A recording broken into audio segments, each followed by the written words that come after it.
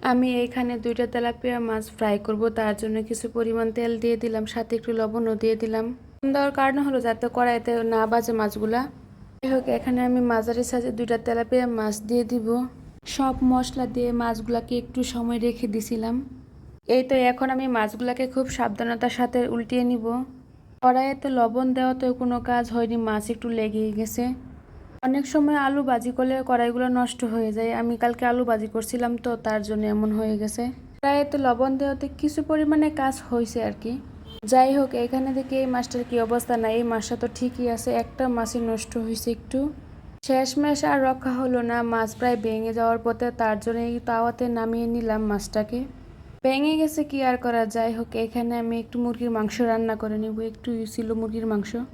একটু মুরগির মাংস তো তাই একটা আলু দিয়ে দিব যাতে আমার ছেলেটা খেতে পারে, তার জন্য তো আলু দিতেই হয়।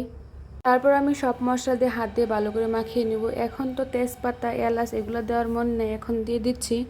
এখন সামান্য পরিমাণে পানি দিয়ে বসিয়ে দিব। আমার ভিডিওটি যদি আপনাদের কাছে ভালো লাগে অবশ্যই লাইক কমেন্ট করবেন, ফলো দিয়ে পেজের পাশেই থাকবেন। এই তো এখানে আমার মুরগির মাংসটা রান্না প্রায় শেষের দিকে। আর কিছু বাইম মাছ ছিল তো তার জন্য এখানে আমি একটু বুনা করে নিচ্ছিলাম। এই বাইম মাছটা কিন্তু আমার অনেক পছন্দের, আর এই মাছটা ছিল হাওরের। যাই হোক, আমি এখানে রান্না বসে একটু মুড়ি মাখিয়ে নিচ্ছিলাম। এইভাবে মুড়ি মাখিয়ে বসে গল্প করলে কেমন লাগে বলেন তো দেখি? আমার কাছে তো কিন্তু সেই ভালো লাগে, আর যদি বেশি মানুষ হয় তাহলে তো কোনো কথাই নেই।